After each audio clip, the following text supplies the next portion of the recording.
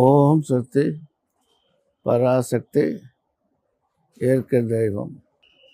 செவ்வாட பக்தர்களுக்கும் பொதுமக்களுக்கும் அம்மாவுடைய ஆசையும் அருளும் அமைதியும் நிம்மதியும் வாழ்க்கையிலே அமைப்பு ஏற்பட உண்டு. அதே தாய் என்னும் மறக்கக்கூடாது, செய்யக்கூடாது இருக்கிற எப்போதும் அம்மாவோட ஆசை அருளும் அம்பு பாசத்தோடு இருக்கணும். செவ்வாட தொண்டருக்கும் வெளிநாட்டார் உள்நாட்டாருக்கும் சந்தோஷமும் இருக்கணும். எப்போது வந்து மாரியாத்த ஒழியணும், அமைதி நிம்மதி இருக்கக்கூடாது.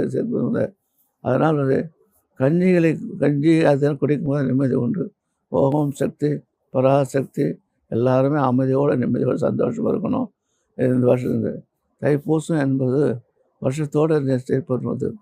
தை பிறந்த வழி பிறக்குன்னு சொல்லுவாங்க. அதுபோல் எல்லாருக்கும் நல்லது கிடைக்கணும், நல்லது செய்யணும். அம்மா இயற்கையை வச்சு அம்மாவோட அருள் வச்சு ஆதி பராசக்தி சித்திரப்பட நினைக்கிறோம்.